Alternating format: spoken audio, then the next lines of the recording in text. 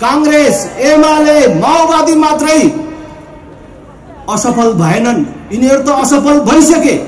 31 वर्ष मौका पाउँदाखेरि पनि यिनीहरूले देश चलाउन सकेनन्, बनाउन सकेनन्। हाम्रा युवाहरूले एकै ठाउँ 1000ले काम गर्न पाउने एउटा उद्योग खोल्न सकेनन्। यिनीहरू त असफल भए। यिनीहरू असफल हुँदाखेरि हामीलाई कुनै पीर चिन्ताको विषय होइन। उनीहरू असफल हुँदा हामीलाई कुनै दुःखको विषय छैन। तर देश असफल बनाउन लागे। कांग्रेस, एमाले, माओवादी असफल भए पनि राष्ट्रिय प्रजातन्त्र पार्टीलाई असफल हुने छुट र सुविधा छैन। आज देशको सबभन्दा ठूलो शत्रु भ्रष्टाचार हो। भ्रष्टाचार कति व्याप्त छ त्यो मैले भनिराख्नु पर्दैन। आज सुपारी जस्तो तस्करीको लागि प्रयोग गर्ने वस्तुहरू आयातको लागि छुट दिइराखेको छ र सुविधा दिइराखेको छ। अहिले अन्तिम क्षणमा पनि देश लुट्नको लागि यो सरकार आफ्नो निर्णयहरू त्यही ढंगले अगाडि लगिराखेको छ। आज कोही उद्योगहरू, सरकारी उद्योगहरू निर्णय गरेर बेचेर खाए। कुनै उद्योगीले मेहनत गरेर आँट गरेर खोलेको थियो भने पनि त्यसलाई निचोरेर बन्द गर्न लगाए। देशको अवस्था के छ? आज यो देशमा कुनै करदाताले कर तिर्नको लागि पनि घुस खुवाउनु पर्ने अवस्था छ भनेपछि देशको अवस्था के छ? अनि यो सामान्य अवस्था हो? हाम्रो एउटा बहिनीले, छोरीले बिहे गरेको भोलिपल्ट आफ्नो श्रीमानलाई, पतिलाई परिवार चलाउनको लागि राम्रो चिनाजाना पनि नहुँदैखेरि हात हल्लाएर बिदा गर्नुपर्ने नियति देशले कति वर्ष अब बिहोर्नु पर्ने? दिनको 1500 भन्दा बेसी हाम्रो भाइ छोराहरू देश छोडेर जान बाध्य छन्। अनि झन्डै आधा दर्जनको संख्यामा एउटा सपना बोकेर गएका ती युवाहरू काठको बाकसमा प्याक भएर फर्केर आइराखेका छन्। सारा युवाहरूलाई विदेशीको नोकर हुन पठाउने अनि देश चलाएको छु भन्नेहरूलाई कहिलेसम्म साथ दिने? देश मागेर चलाउनु पर्छ भन्नेहरूले देशको नेतृत्व गरिराखेका छन्। अस्ति भर्खर एमसीसी सम्झौता मार्फत ठूला पार्टी हुँ भन्नेहरूले 60 अरब ल्याउने निर्णय गरे। उनीहरूले के भनिराखेका छन् भने यो एमसीसीले केही किलोमिटर बिजुली कुदाउने ट्रान्समिसन लाइन बनाउने भनेर भनेको छ र केही किलोमिटर बाटो स्तरोन्नति गर्ने भनेको छ। यत्रो विवादास्पद सम्झौता गरेर त्यो पैसा ल्याएर गरिने काम के हो भन्दाखेरि बिजुलीको तार टाङ्ने, त्यो पनि भारतसँग जोड्नको लागि। भविष्यमा भारत र बंगलादेशलाई बिजुली बेच्न पर्छ। हाम्रो देशमा धेरै बिजुली उत्पादन हुँदैछ, त्यो हामीले मात्रै यहाँ खर्च गर्न सक्दैनौं। त्यसकारण अहिले यो सहयोग लिएर त्यो तार टाँगिराख्नु पर्छ। पछि हामी कहाँबाट पैसा ल्याएर त्यो तार टाँगेर फेरि भारतलाई बिजुली बेच्ने, बंगलादेशलाई बेच्ने भनेर चाहिँ उनीहरू भन्छ।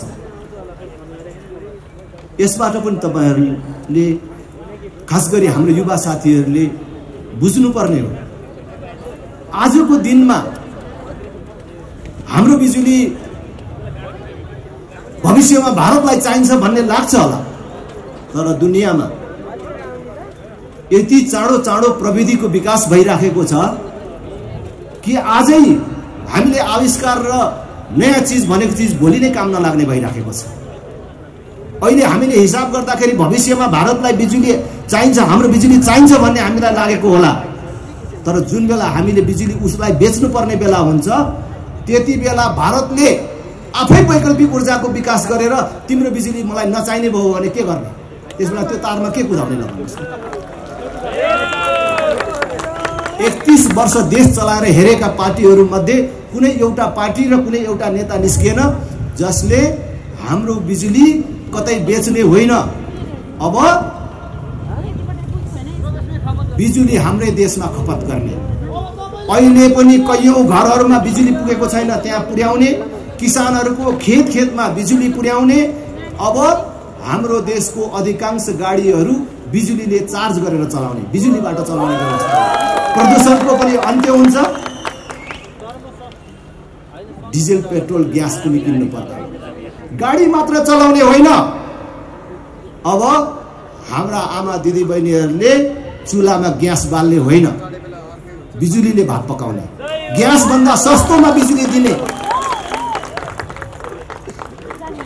संसारभरका लगानीकर्ताहरूलाई आह्वान गर्ने, औ हाम्रो देशमा आएर जसले हजारौं मान्छेलाई रोजगार दिने प्रदूषण मुक्त उद्योग खोल्छ, त्यसलाई संसारको सस्तो दरमा बिजुली दिन्छौं, लोड सेडिङ नहुने व्यवस्था मिलाउँछौं, कुनै पार्टीले युनियन खोल्न नपाउने व्यवस्था मिलाउँछौं। तिमीलाई कति मान्छेलाई रोजगार दिन्छौ त्यसको आधारमा 10 वर्ष 20 वर्ष कर पनि लिँदैनौ भन्यो भने संसारभरिका लगानीकर्ताहरू यहाँ आउँछन् कि आउँदैन? हाम्रै दाजुभाइहरूले उद्योग खोल्छन्, एनआरएनका मान्छेहरूले उद्योग खोल्छन्, आउँछन्।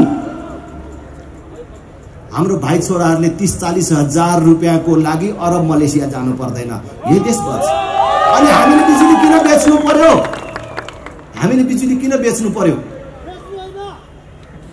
भारतलाई त्यसबेला बिजुली चाहिन्छ भने हाम्रो सरकारले गौरवका साथ भन्ने, हामीले गौरवका साथ भन्ने नि तपाईलाई बिजुली चाहिन्छ भने त्यो बिजुली पठाउने तार चाहिँ हामी टाङ्न सक्दैनौँ, आफै टाँगेर लानु है भनेर भन्ने नि।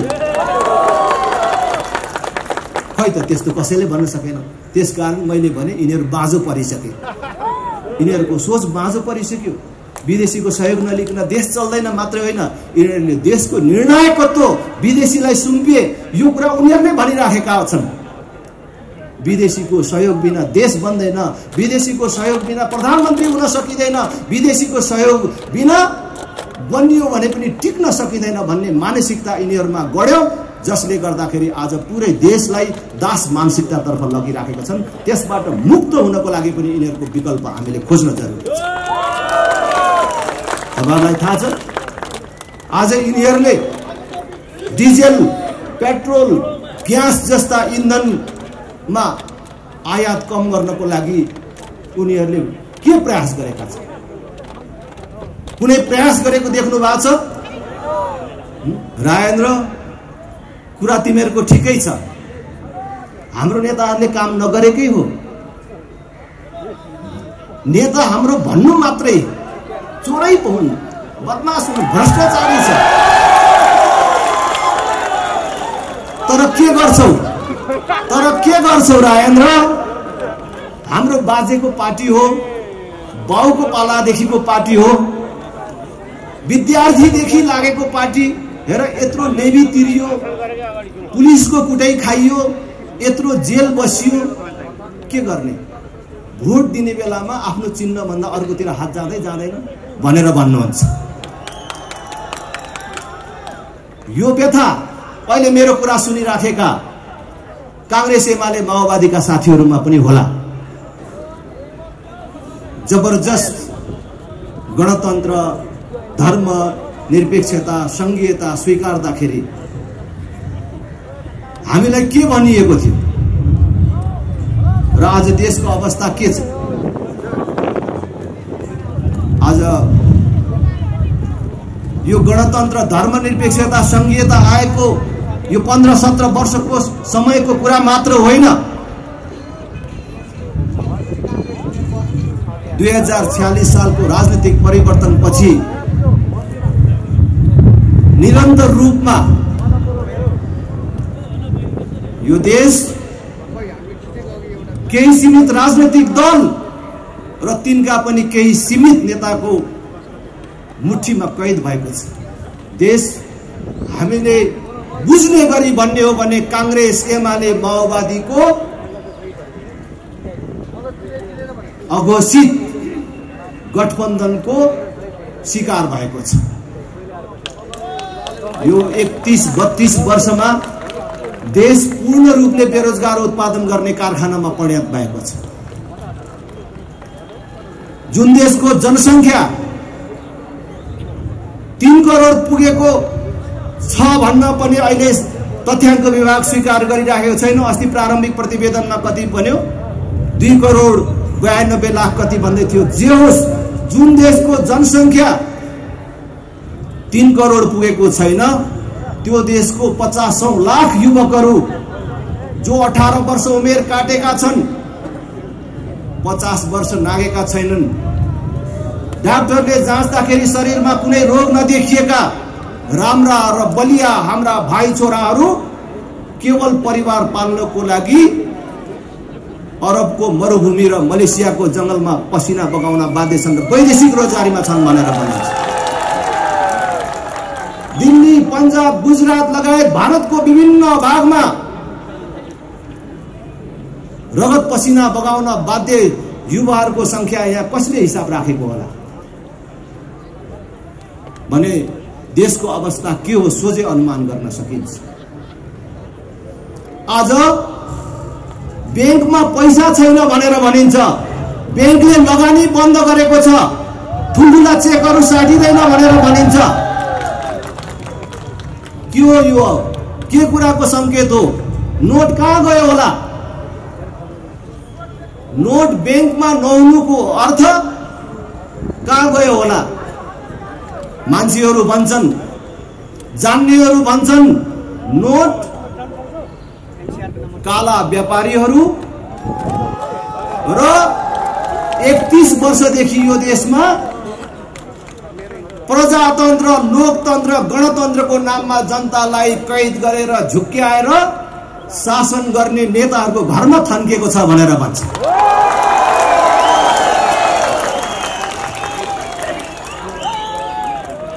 नत्र कहाँ गयो नोट?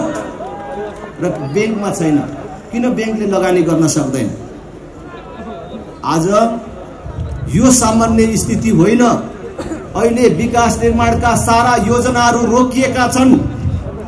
काम भइसकेका ठाउँमा भुक्तानी रोकिएको छ। के भइराखेको छ?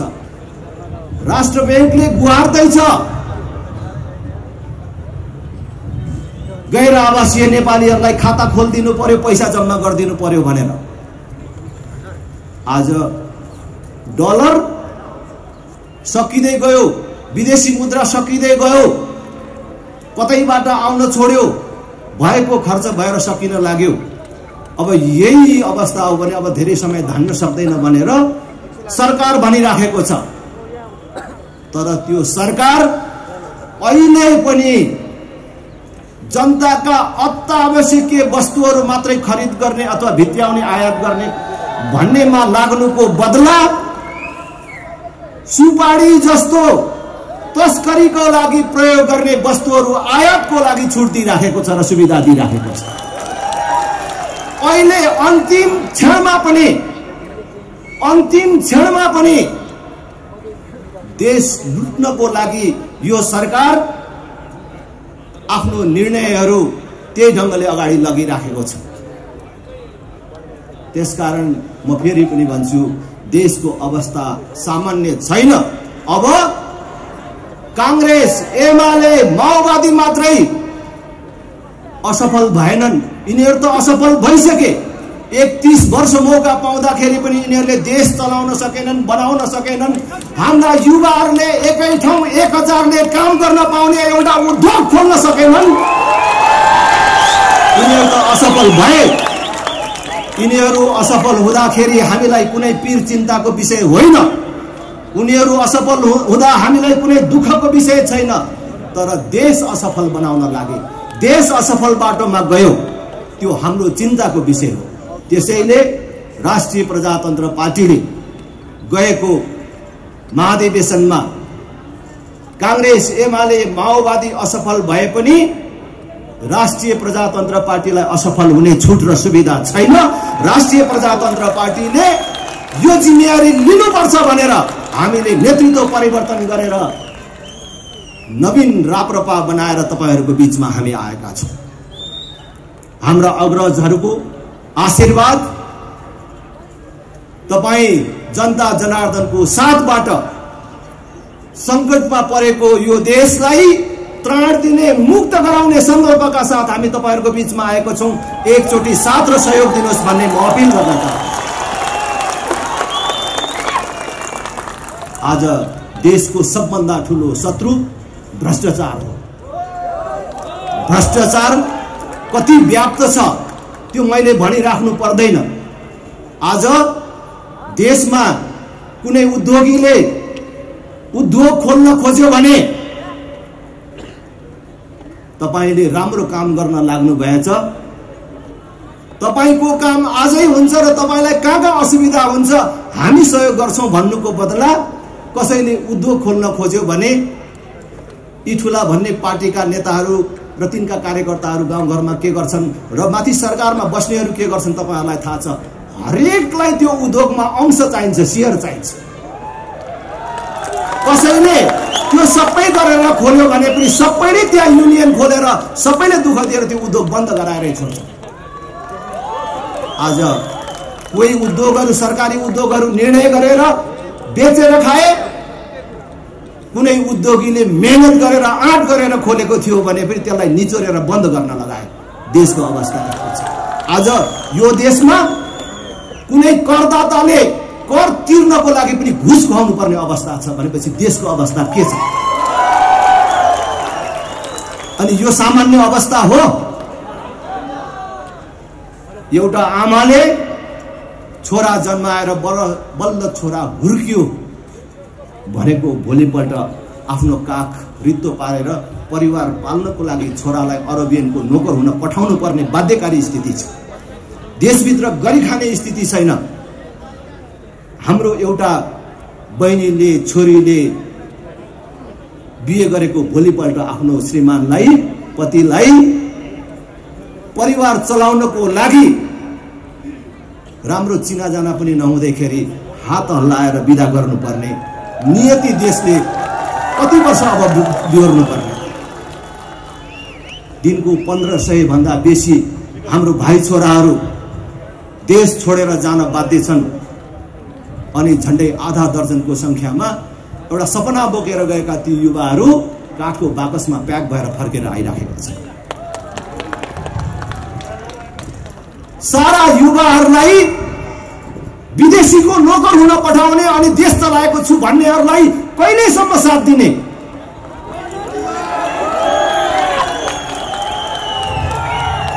त्यसैले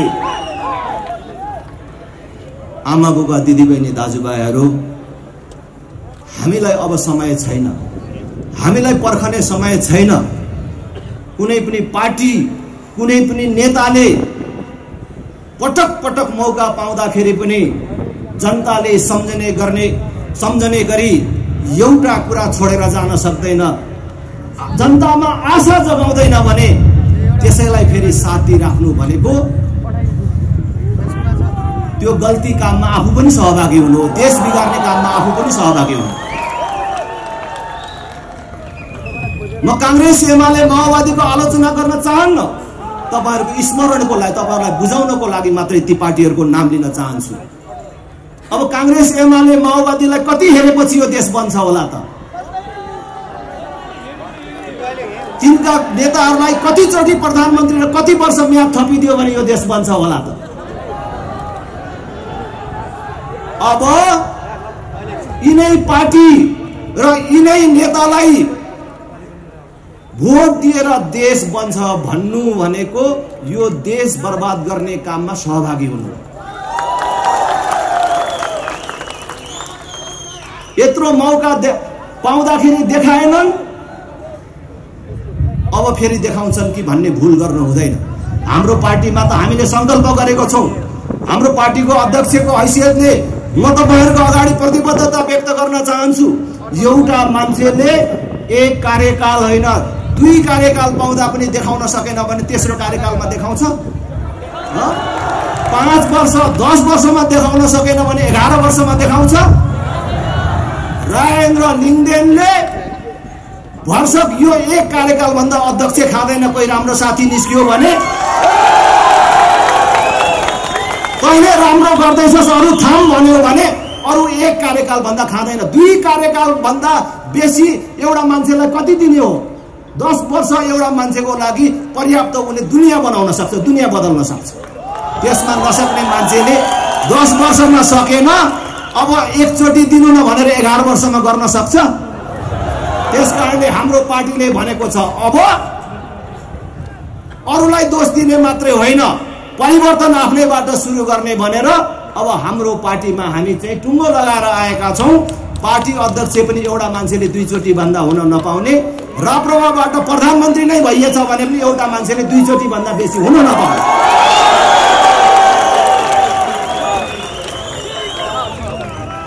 हामी एउटा संस्कारको, एउटा इमानको राजनीति स्थापना गर्न चाहन्छौँ।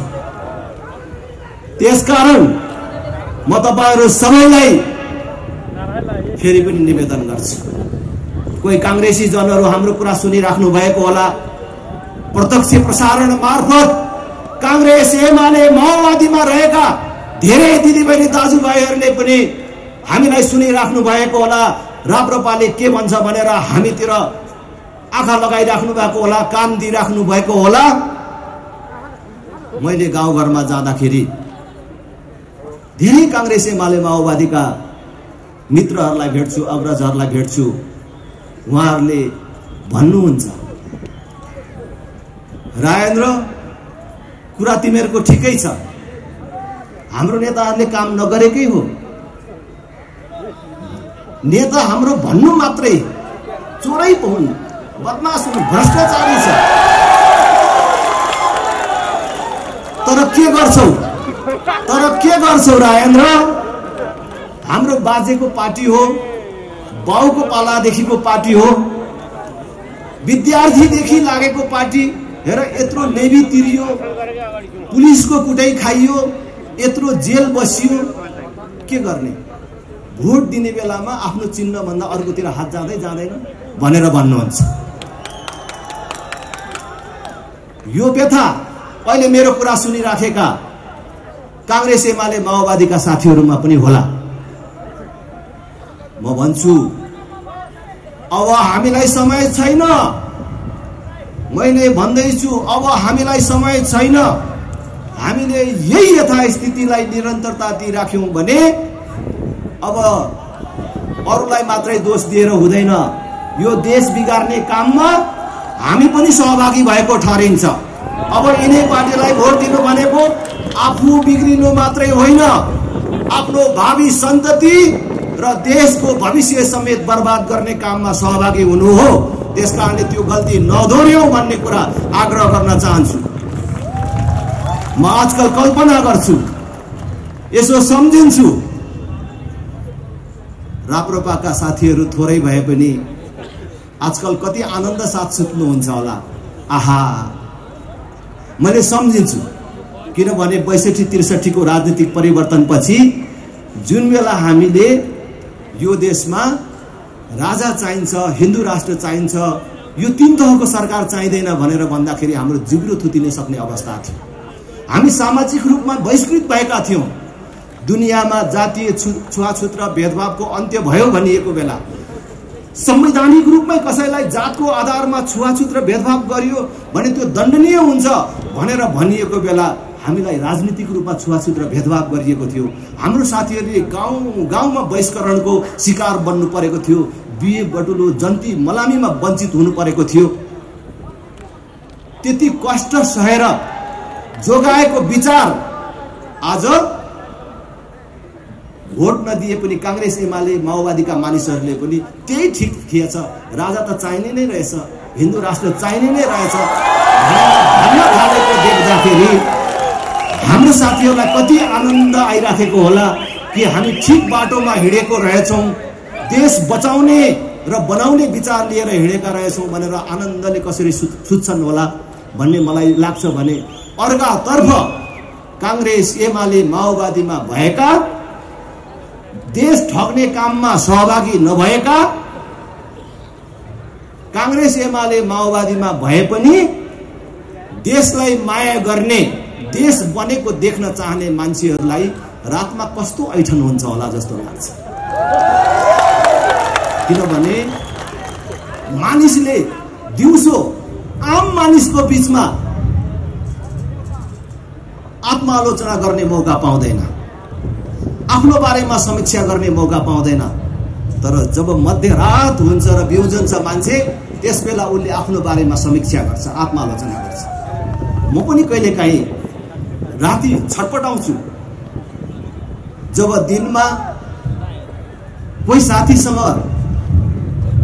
कुनै कुरामा चित्त नबुझेर झर्कन्छु, फ्याट्टै रिसाउँछु, त्यसबेला मलाई थाहा हुँदैन। तर जब मध्यरात हुन्छ र बिउजन्छु कि मलाई मनमा लाग्छ, आहा म किन रिसाएको होला, म नरिसाएको भए पनि त हुन्थ्यो नि भन्ने जस्तो मलाई लाग्छ र रातभरि निन्द्रा लाग्दैन। मैले त्यत्रो मान्छेको अगाडि उसको मन दुखाएँ भन्ने कुराले मलाई पिर्छ। त्यस्तै गरेर आज कांग्रेस एमाले ठिक गरेको छैनन्, माओवादीले ठिक गरेको छैन भन्ने थाहा पाइकन त्यो पार्टी र त्यो पार्टीको नेतालाई भोट दिएकोमा त त्यस्तो साथीहरूलाई रातभरि कति पिर हुन्छ होला, कति छटपटी हुन्छ होला, कति ऐठन हुन्छ होला भन्ने मलाई लाग्छ। त्यसकारण अब यो धेरै ऐठन नबोकौं, यो धेरै पिर नबोकौं, यसले बिमार ल्याउँछ। हर रात यसरी छटपटाउन थालियो भने आफ्नो क्षति हुन्छ। त्यसकारण राष्ट्रिय प्रजातन्त्र पार्टीले ओखती लिएर आएको छ, औषधि लिएर आएको छ। अब एकचोटि राष्ट्रिय प्रजातन्त्र पार्टीमा जोड्यौं, राष्ट्रिय प्रजातन्त्र पार्टीलाई मद्दत गरौं। राष्ट्रिय प्रजातन्त्र पार्टीले अहिले लिएर आएको कुरा एउटा पार्टीको कुरा मात्रै होइन, हामी सबैभन्दा माथि देश छ, देशभन्दा माथि अर्को केही कुरा पनि छैन। र राष्ट्रिय प्रजातन्त्र पार्टीले अहिले लिएर आएको मुद्दा भनेको देशको मुद्दा हो, देश बचाउने र बनाउने मुद्दा हो। त्यसकारण कोही कांग्रेस एमाले माओवादीमा भएका साथीहरू डराएर भाग्नु पर्दैन, आउनुहोस् जोडिनुहोस् भन्ने कुरा म अपिल गर्न चाहन्छु। र बाँकी समय यो देश बचाउने र बनाउने अभियानमा सक्रिय सहभागी हुँ भन्ने म आग्रह गर्न चाहन्छु र अझै बुझ्ने भाषामा भन्न चाहन्छु, जो मैले अहिले दिनमा दर्जनौं पटक भन्दै आएको छु र आज पनि चाहिँ म यहाँ भन्न चाहन्छु कि अहिले पनि फेरि पनि यिनै विद्यमान पार्टीहरूलाई, अहिले नै नेतृत्व गरिराखेका पार्टीहरूलाई भोट दिएर यो देश बन्छ भन्नु साँडेको टाङमुनि बाल्टी थापेर दुधको आशा गर्नु जस्तो। साँडेको टाङमुनि बाल्टी थापेर दुध आउँछ? आउँछ? सिर्कना हाने पनि आउँदैन, सुमसुमे आए पनि आउँदैन। यसलाई त खाना पो पुगेन कि भनेर दाना थपिदिए पनि आउँदैन। कि साँडेको धर्मै दुध दिनु होइन, किन आउँछ? किन दिन्छ? उनलाई दुःख मात्रै हुन्छ, त्यो आउँदैन। त्यो बाल्टी थाप्नेलाई पनि दुःख हुन्छ, साँडेलाई पनि दुःख हुन्छ। आज यो पार्टीहरू त्यस्तै बाँझो भइसके। फेरि पनि भन्छु त, यिनीहरूलाई कति वर्ष थपिदियो भने चाहिँ यिनीहरूले बनाउँछन् होला त देश, ल भन्नु न त। अब जनता जागेन र जनताले विकल्प खोजेन र राप्रपाको यो विकल्पलाई साथ दिएन भने देश श्रीलङ्का बन्न सक्छ, युक्रेन बन्न सक्छ।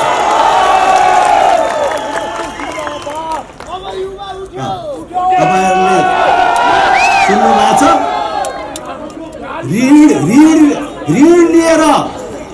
ऋण लिएर देश चलाउने, अनुदान लिएर देश चलाउने नेताहरूले श्रीलङ्कालाई कहाँ पुर्याए?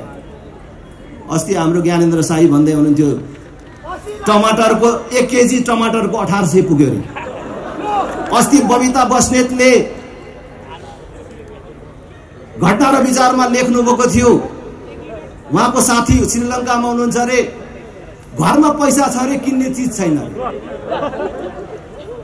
सरकारसँग ब्याङ्कमा पैसा नभएर, सरकारी ढुकुटीमा पैसा नभएर, कागज र मसी किन्ने पैसा नभएर, किन्न नसकेर विद्यार्थीको परीक्षा रोकियो रे। त्यही बाटोमा अहिले हाम्रो देश गइराखेको छ। यो राजेन्द्र लिङ्गदेनले भनेको होइन, अर्थ मन्त्रालयले भनेको, राष्ट्र ब्याङ्कले भनेको, यो देशका बुद्धिजीवीहरूले भनेको।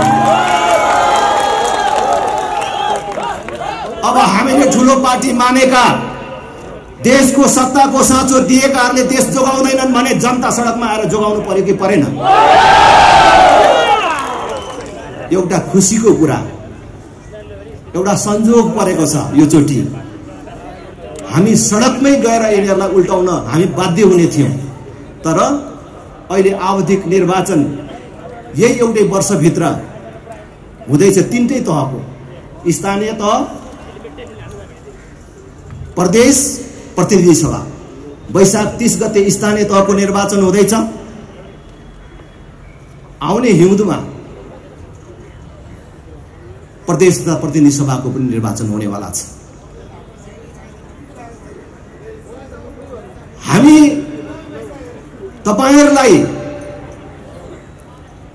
यी पार्टीहरुले, यी नेताहरुले बेइमानी गरे, यिनीहरूलाई बाटो छेक्नुहोस्, ढुङ्गा हान्नुहोस्, कालो मोसो दल्नुहोस्, आक्रमण गर्नुहोस् भन्न आएको होइन र हामी भन्न चाहदैनौं र हामी हिंसामा विश्वास गर्दैनौं। यो एक वर्षभित्र हुने तीनटै तहको निर्वाचनमा यिनीहरूको बाकस खाली गरेर देखाइदिनुहोस् भन्ने अपील गर्न चाहन्छु।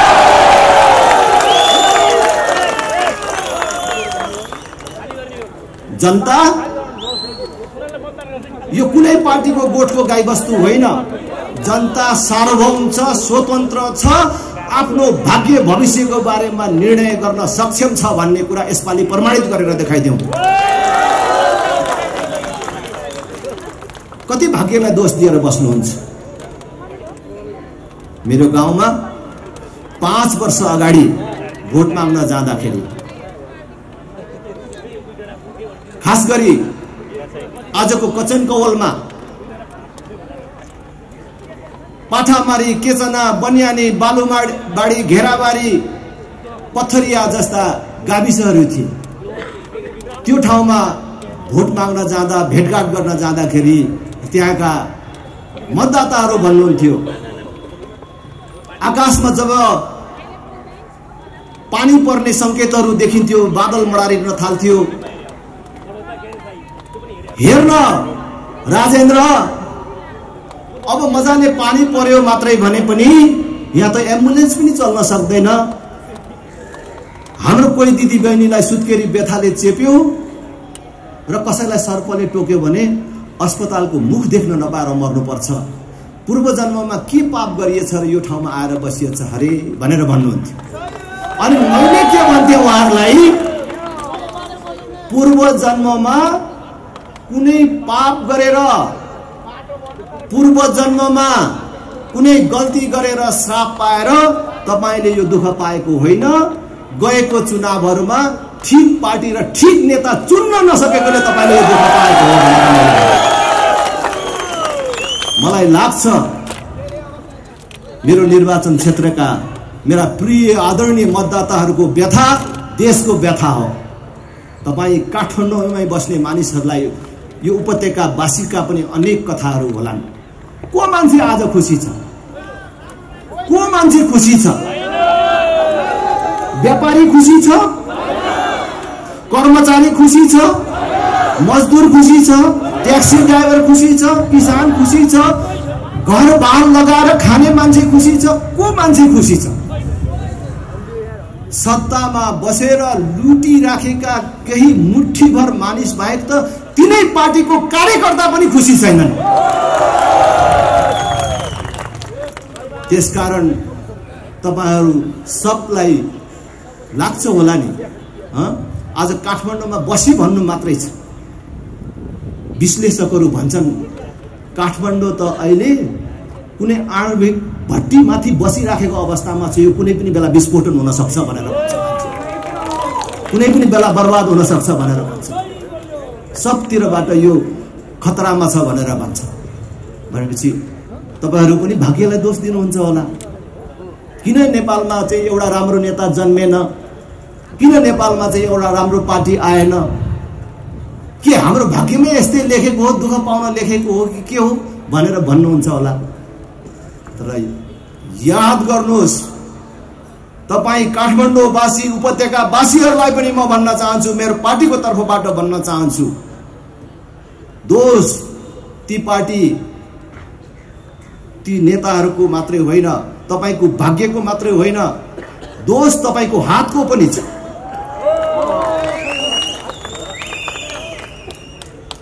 त्यसकारण देशलाई दोष नदिनुहोस्। तपाईले विगतमा गरेका गल्ती सच्याउनुहोस्। त्यो सच्याउने मौका राष्ट्रिय प्रजातन्त्र पार्टीले दिएको छ। हामीले भोटमा साह्रै ख्याल गरे, भोटलाई असाध्य सामान्य रूपमा लियौं। मैले गाउँमा भन्दाखेरि गाउँका सर्वसाधारण र युवाहरूलाई भन्थे कि भोट त त्यो गरिबको लागि चाहियो, त्यो सर्वसाधारणको लागि चाहिने हो नेता। जसको कुनै आधार छैन त्यसको लागि हो सहयोग राज्यको, त्यो युवाको लागि हो। तर भोट आएपछि त्यही गरिब भन्ने, त्यही सर्वसाधारण भन्ने, त्यही युवा भन्ने मान्छे बरालिन्छ। तपाईहरुले याद गर्नु भएको छ?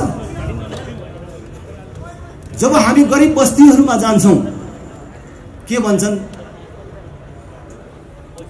अब मैले अस्ति ढिरकोटी मण्डलमा भने जस्तै हो, नेता सब चोर हुन्, जो आए पनि उस्तै हो, हामीलाई मतलब छैन, कुरै सुन्न चाहदैन।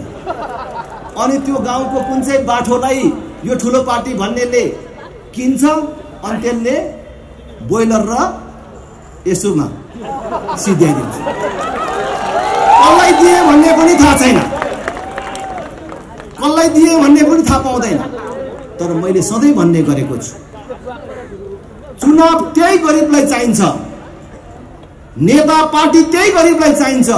जबसम्म सही पार्टी र सही नेता चुनिदैन र पाउँदैन, तबसम्म त्यो गरिबको उत्थान कहिले पनि हुँदैन। कसले गर्छ? कुनै व्यक्तिले गरिदिने कुरा होइन, राज्यले गर्नुपर्ने हो। राज्यमा ठिक मान्छे पठाउनु पर्यो। तर त्यही गरिब जसलाई राज्यको सहयोग चाहिएको छ, भोटको बेला बिग्रिन्छ। त्यसकारण म आज तपाईहरुलाई अपिल गर्न चाहन्छु, भोट दिने भन्ने कुरा सानो कुरा होइन। अघि डाक्टर साहबले पनि भन्नुभयो,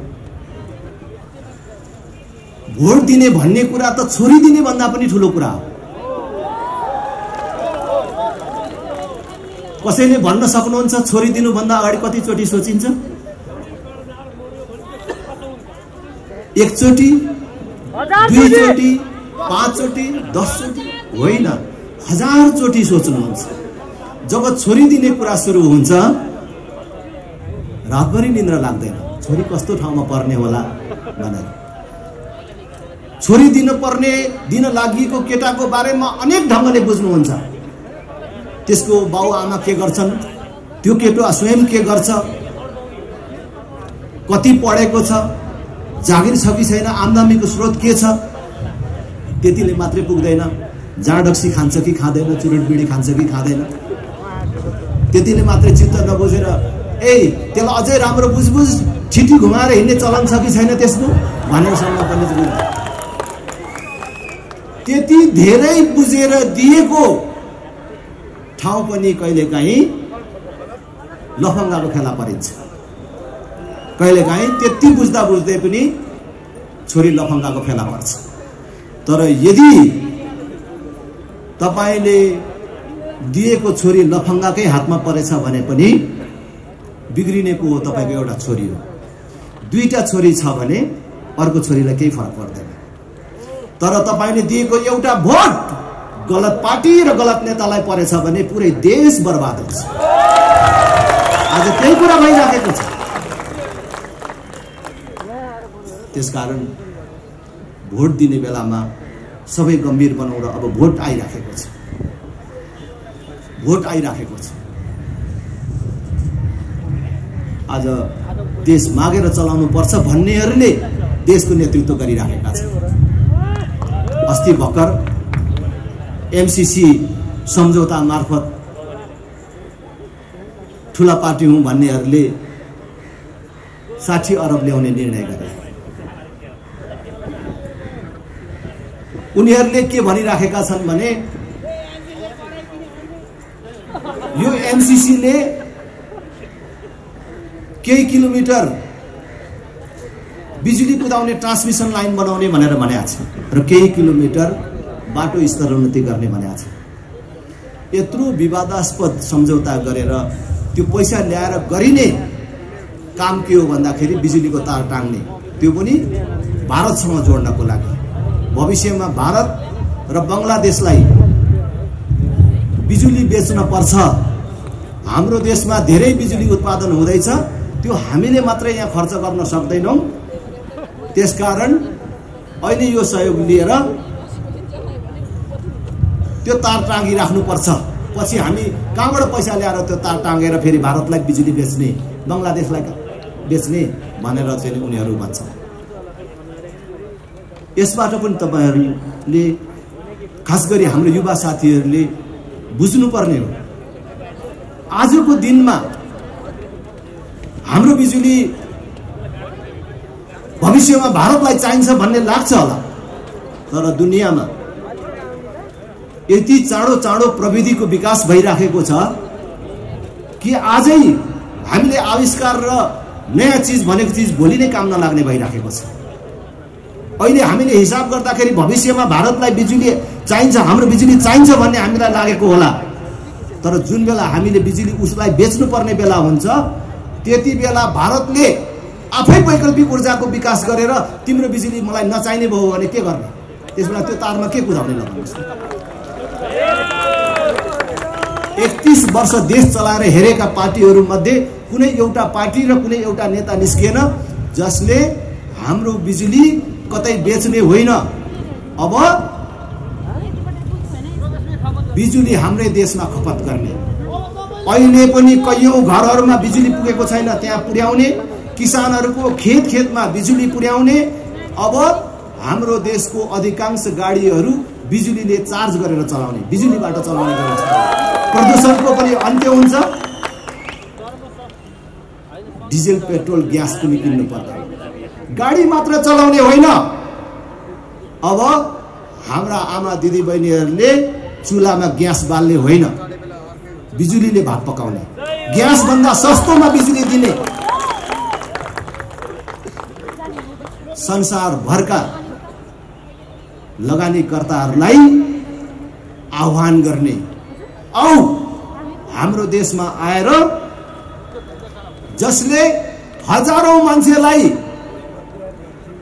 रोजगार दिने प्रदूषण मुक्त उद्योग खोल्छ, त्यसलाई संसारको सस्तो दरमा बिजुली दिन्छौं, लोड सेडिङ नहुने व्यवस्था मिलाउँछौं, कुनै पार्टीले युनियन खोल्न नपाउने व्यवस्था मिलाउँछौं। तिमीलाई कति मान्छेलाई रोजगार दिन्छौ त्यसको आधारमा 10 वर्ष 20 वर्ष कर पनि लिँदैनौ भन्यो भने संसारभरिका लगानीकर्ताहरू यहाँ आउँछन् कि आउँदैन? हाम्रो दाजुभाइहरूले उद्योग खोल्छन्, एनआरएनका मान्छेहरूले उद्योग खोल्छन्, आउँछन्। हाम्रो भाइ छोराहरूले 30-40 हजार रुपैयाँको लागि अरब मलेसिया जानु पर्दैन, यही देश बच। अनि हामीले बिजुली किन बेच्नु पर्यो? हामीले बिजुली किन बेच्नु पर्यो? भारतलाई त्यसबेला बिजुली चाहिन्छ भने हाम्रो सरकारले गौरवका साथ भन्ने, हामीले गौरवका साथ भन्ने नि तपाईलाई बिजुली चाहिन्छ भने त्यो बिजुली पठाउने तार चाहिँ हामी टाङ्न सक्दैनौं, आफै टाँगेर लानु है भनेर भन्ने नि। खै त त्यस्तो कसैले भन्न सकेन। त्यसकारण मैले भने यिनीहरू बाँझो परिसके, यिनीहरूको सोच बाँझो परिसक्यो। विदेशीको सहयोग नलिकन देश चल्दैन मात्रै होइन, यिनीहरूले देशको निर्णायकत्व विदेशीलाई सुम्पिए, यो कुरा उनीहरूले भनिराखेका छन्। विदेशीको सहयोग बिना देश बन्दैन, विदेशीको सहयोग बिना प्रधानमन्त्री हुन सकिँदैन, विदेशीको सहयोग बिना बनियो भने पनि टिक्न सकिँदैन भन्ने मानसिकता यिनीहरूमा गढ्यो, जसले गर्दाखेरि आज पुरै देशलाई दास मानसिकतातर्फ लगिराखेका छन्। त्यसबाट मुक्त हुनको लागि पनि यिनीहरूको विकल्प हामीले खोज्न जरुरी छ। तपाईलाई थाहा छ आज यिनीहरूले डिजेल, पेट्रोल, ग्यास जस्ता इन्धनमा आयात कम गर्नको लागि उनीहरूले के प्रयास गरेका छन्? कुनै प्रयास गरेको देख्नु भएको छ? यो 8 महिनामा मात्रै झन्डै 1.5 खरबको इन्धन आयात भयो। याद गर्नुहोस्, 1.5 खरब भनेको कति हो? त्यसको बदला हाम्रो सबै बिजुलीले चलाउने अथवा डिजेल, पेट्रोल, ग्यासको बदला बिजुलीले काम गर्ने हो भने हामीले त्यो पैसा बाहिर पठाउनै पर्दैन। त्यसकारण नयाँ सोच, नयाँ दृष्टिकोणका साथ देशलाई अगाडि लानको लागि एकचोटि राष्ट्रिय प्रजातन्त्र पार्टीलाई साथ दिनुहोस्। स्थानीय तहको निर्वाचन आउँदैछ। राष्ट्रिय प्रजातन्त्र पार्टीले स्थानीय तहमा जहाँ चुनाव जित्छ त्यहाँ 12 कक्षासम्म पूर्ण रूपले निशुल्क हुन्छ। शैक्षिक गुणस्तर वृद्धि हाम्रो पहिलो प्राथमिकता हुन्छ। हामीलाई थाहा छ सबै विकासको मूल शिक्षा हो। जबसम्म शिक्षामा सुधार र विकास हुँदैन अरू कुनै विकासले पूर्णता पाउँदैन। त्यसकारण शिक्षामा हामीले उच्च प्राथमिकता दिन्छौँ। पूर्वाधार विकास, शहरी सरसफाई, खानेपानी, सम्पदाको संरक्षण यो हाम्रो जिम्मेवारी हुन्छ। यहाँ आज काठमाडौँका बासिन्दा, खास गरी रैथाने नेवार दाजुभाइ दिदीबहिनीहरू आफ्नो सम्पदा संरक्षणको लागि छटपटाइराख्नु भएको छ। यिनै परिवर्तनकारी भन्नेहरूले, हामीलाई प्रतिगामी भन्नेहरूले जतिचोटि आफू बलियो भएको जस्तो महसुस गर्छन्, जतिचोटि आफू अब चाहिँ सक्छु कि जस्तो गर्छन्, पटक पटक यहाँको सम्पदामाथि आक्रमण गरेका छन्। कहिले यहाँको जात्रा पर्वको खर्च कटौतीको कुरा अगाडि सारेका छन्, कहिले गुठी विधेयक ल्याएर यहाँको सम्पदा मास्ने प्रयत्न गरेका छन्। यिनीहरू बलियो हुने बित्तिकै, टाउको उठाउने बित्तिकै नेवार समुदायको सम्पदा र संस्कृतिमाथि, हाम्रो वैभवमाथि, हाम्रो गौरवमाथि आक्रमण गर्ने प्रयास गरेका छन्। हामीले चुनाव जित्यौं भने, हामीले यो देश पायौं भने हामी तपाईले तपाईको सम्पदा संरक्षणको लागि लड्नु पर्दैन। अहिले नेवार दाजुभाइहरू रात दिन जागा भएर काम गरिराख्नु भएको छ। त्यो गर्नु पर्दैन, त्यो सरकारले गर्छ, राज्यले गर्छ। त्यो हाम्रो जिम्मेवारी हो। तपाईको सम्पदा, तपाईको धरोहर नभत्काइकन पनि काठमाडौँको ट्राफिक जाम अन्त गर्न सकिन्छ। हामी नयाँ सोच, नयाँ दृष्टिकोणका साथ एउटा प्रयत्न गरिराखेका छौँ। त्यसकारण एकचोटि राष्ट्रिय प्रजातन्त्र पार्टीलाई साथ दिनुहोस्। महिला, बालबालिका, फरक क्षमता भएका नागरिक, ज्येष्ठ नागरिकहरू सबैको सुरक्षा र विकास हाम्रो जिम्मेवारी हुन्छ। हामीले चुनाव जित्यौं भने हामीले जितेको पालिकामा ज्येष्ठ नागरिकहरूले प्राप्त गर्दै गरेको सेवा सुविधा घर दैलोमा पुर्याउने र महिनाको एकचोटि हाम्रा बाबै आमैलाई घरैमा गएर स्वास्थ्य परीक्षण गर्ने व्यवस्था पनि हामीले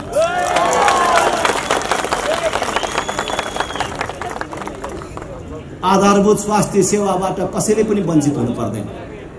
आधारभूत स्वास्थ्य सेवा निशुल्क बनाउने व्यवस्था मिलाउँछौं। हामीले जितेको पालिकामा कोही पनि नागरिकले अस्पतालको मुख देख्न नपाएर मर्यो अरे भन्ने कुरा सुन्न पर्दैन। त्यो व्यवस्था हामीले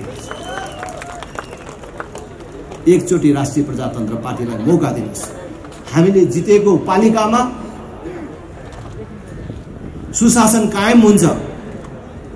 आजको काम भोलि भन्ने हुँदैन। हरेक जनप्रतिनिधिलाई हामीले अगाडि नै शपथ खुवाउने छौं र बेइमान गर्न नपाउने व्यवस्था मिलाउँछौं। तपाई आफै थाहा पाइराख्नु भएको छ जुन पार्टीको अध्यक्षले संसदमा छिर्दै भनेको छु र मैले अतिरिक्त शपथ दिएको छु, भ्रष्टाचार गरेर खानु, आमाको रगत खानु सरह मानेर काम गर्छु। राप्रपाको कुन चाहिँ मान्छेले राप्रपामा लागेर चुनाव जितेर भ्रष्टाचार गर्छु भनेर कल्पना गरेको होला? मलाई त्यस्तो लाग्दैन। र आज सार्वजनिक यो स्थलबाटै पनि भन्न चाहन्छु, यदि राष्ट्रिय प्रजातन्त्र पार्टीमा लागेर भविष्यमा अरूले कमाएको जस्तै कमाउने सपना देखेर कोही लागिराख्नु भएको छ भने त्यो भ्रमबाट मुक्त हुनुहोस् र झुकिएर राप्रपामा आउनुभएको छ भने छोडेर जानुहोस् भन्ने। हामी देशमा ध्रुवीकरण गर्न गइराखेको छौं। देशलाई ध्रुवीकृत गर्न जरुरी भयो, हामी छुट्टिन जरुरी भयो।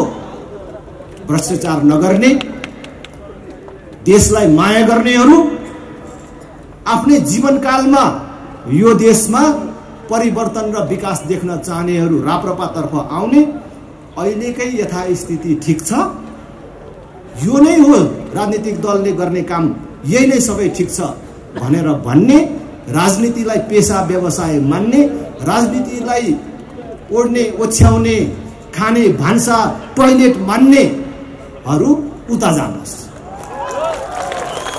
अब यो छुट्टिनुपर्छ। हामी एउटा ध्रुवीकरण गरेर जान चाहन्छौँ।